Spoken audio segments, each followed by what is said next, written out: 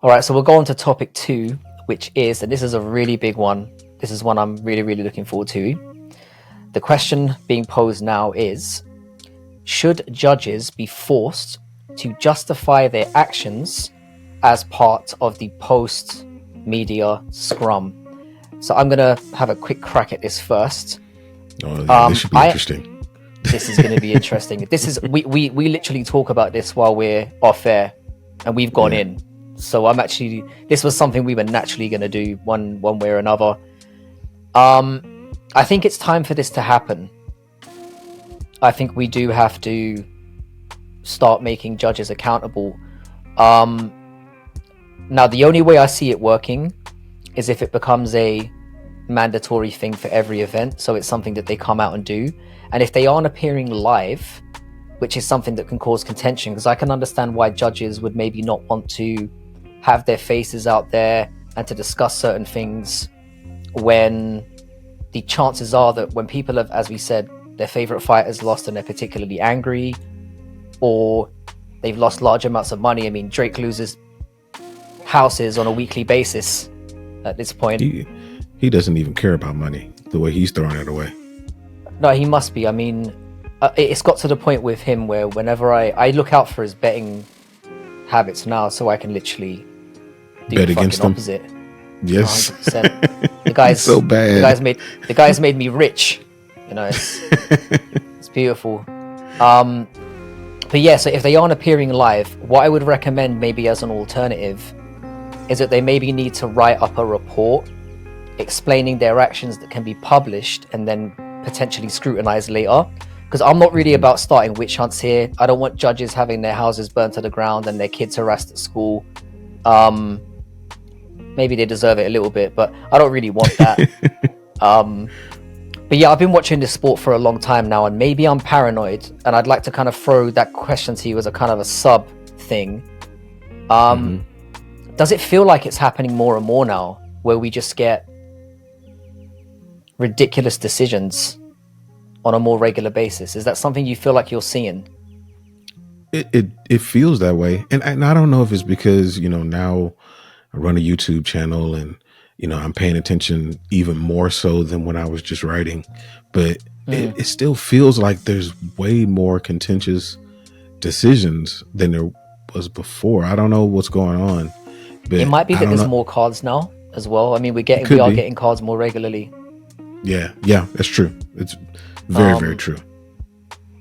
But also, like, I kind of have felt all along like the whole thing's a little bit of a conspiracy, because with the amount of money that goes into gambling and betting, for example, I mean, literally hundreds of millions of dollars, if not more, are pumped into gambling on a weekly basis. And I've always felt like there must be somebody just looking at how all of it's going on, and that they put decisions in certain situations to make sure that they're at least making an X amount of profit every weekend. Which seems like a sinister thing to suggest, but with like the whole James Krause thing and all that stuff going on, there's like, and how quickly they jumped on the betting lines of that changing. Do you know what I mean? It seems to me like fishy. It was fishy. But I think ultimately what could really come from it is a really good thing.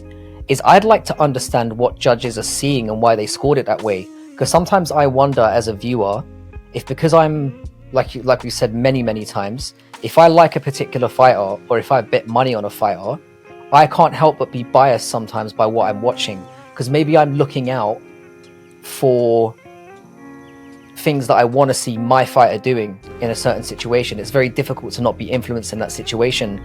So it would be at least interesting to see, all right, what, as a judge, what were you seeing and why did you score it that way? And then if it turns out that they have justified it, great. We accept it, we move on. If it turns out that they're talking out of their bum holes and they're just completely going against what the scoring criteria is supposed to say, then it gives us an opportunity to then educate that judge so that they don't make that mistake in the future. Or if they keep doing it, have them removed from the sport completely and somebody else brought in, because I just think it's something that is again, we're going back to the same tired thing. It's like, forget the fact that people are losing money. I mean, I try to forget it, but I bring it up so often that it's very clearly at the forefront of my mind. Sounds very personal. It does. It's some. I've had some I've genuinely gone to bed after some cards and just been like, that son of a bitch. And I don't need the money, but I'm just like, it's when you just feel robbed, and it's just makes me genuinely mad. It goes back down to the careers being ruined again.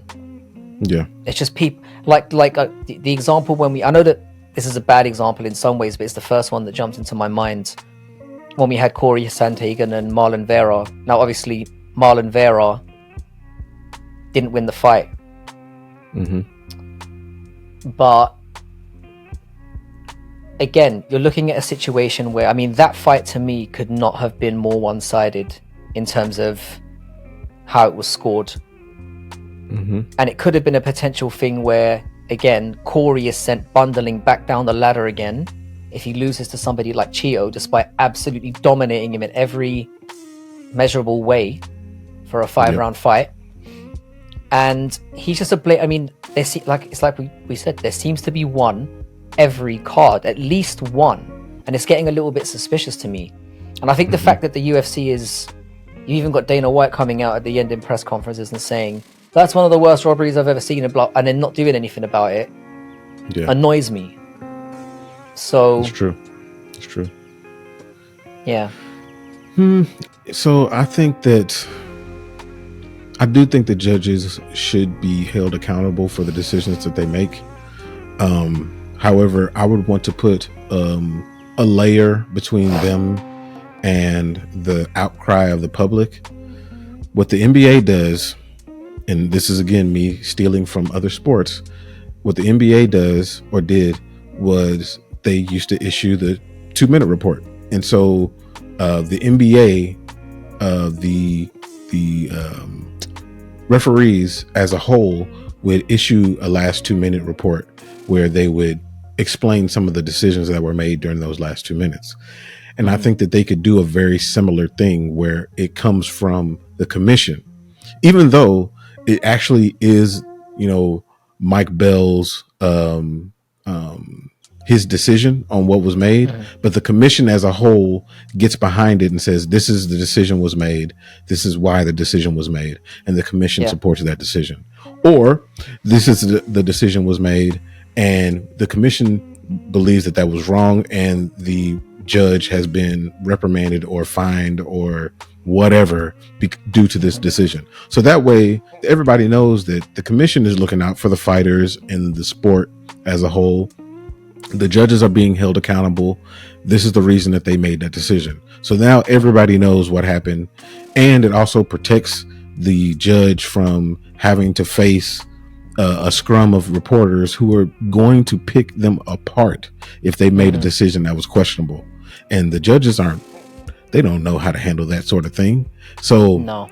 I think they should be held accountable. I think it should be in that fashion. So it gives a little bit of a buffer between them, but I think it should be something that's done by every commission after an event. And it should be in the contract when these judges are assigned that, okay, Herb, Mark, Chris, like these, are some of the top judges. You're going to have to be held accountable in writing for what decisions were made, period. Yeah, no, I think it's I think again thinking along similar lines, like I think that protection should be offered, and I think because again, this is something people get very, very angry about, and rightfully so. Rightfully so, yeah. I'm still mad about the Kai France fight. Still mad. That's the example that just popped into my mind about. I'm like, I should have used that one. Why am I talking That's about the Corey one. Sandhagen who got robbed in a win? Like, losing my mind. That was the worst one.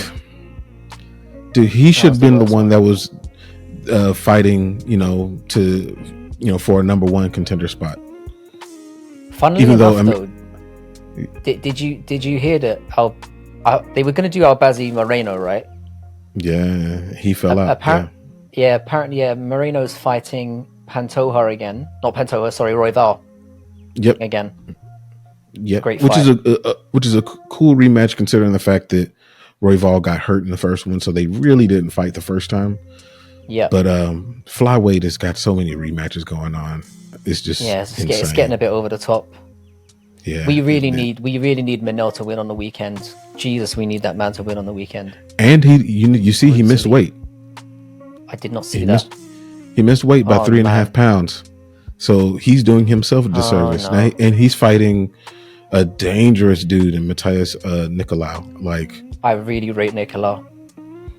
He's such a good fighter. I'm starting to think Nicolau's gonna win that fight.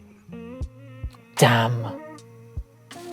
Yeah, that is. I haven't had a chance to look at the weigh-ins yet, so that's upsetting to hear. I'm very disappointed to hear that. I still want him to win because I think the guy is absolutely hilarious. So, like, he really grew on me last year. Yeah. And I think flyweight really needs that, just to have some personality injected into it, because the skill level was so there. Mm-hmm. And just having somebody who's going to talk immense amounts of shit would be absolutely beautiful. Anyway, as always, we've kind of got on a. He is that guy. He is that guy.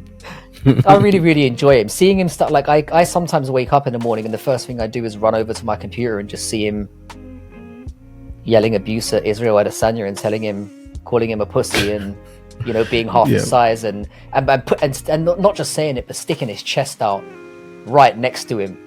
Yeah. I'll never forget that. Yeah, that was crazy. Beautiful moment. Yeah, y'all have a similar enemy.